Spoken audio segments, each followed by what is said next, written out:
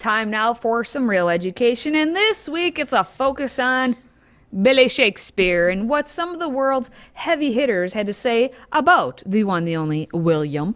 And today we're going to take a look at John Milton. Yeah, I would like to remind you all, is not Shakespeare Week, because again, Shakespeare is one of those artists who is on the cancel block along with Dr. Seuss and many others, and the Muppets, for God's sake.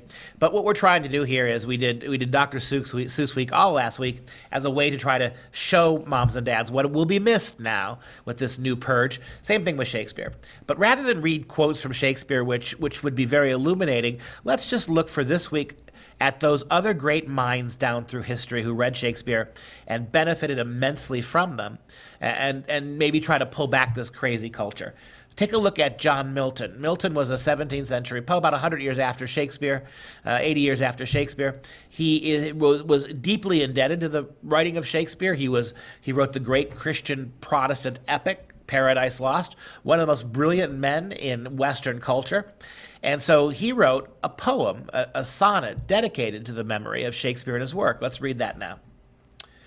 Milton refers to Shakespeare, our sweetest Shakespeare, fancy's child. I love that. A child of imagination. The word fancy in the 17th century referred to imagination. Shakespeare, Milton says, was the child of imagination.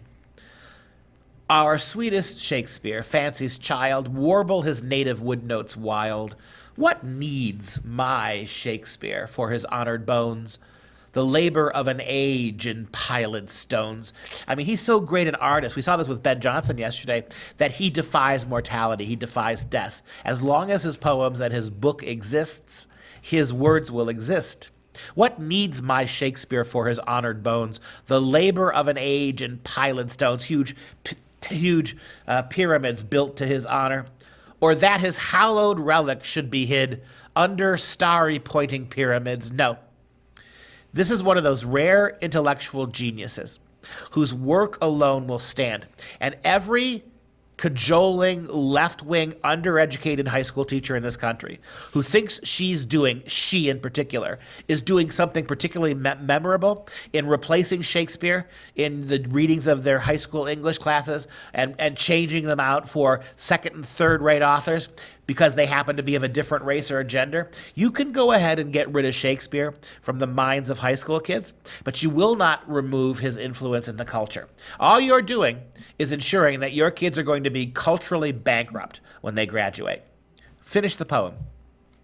Milton calls Shakespeare the dear son of memory, because memory and imagination are two critical things in the creation of art, and the creation of learning for that matter. Not only is he a child of fancy, Shakespeare, the imagination, he is the son of memory, that great heir of fame. Why needst thou such weak witness of thy name? You don't need the half-wit teachers of corrupt American public schools to push your fame and your genius. It's going to exist even if a generation of kids grows up ignorant and stupid. And so, Milton continues, and so sepulchred in such pomp thou dost lie, that kings for such a tomb would wish to die. You have better than a pyramid or some incredibly expensive monument. You live in the imaginations and the minds, the memory of those who appreciate art and truth. And no public school system with its cancel culture imperatives is really going to do away with that.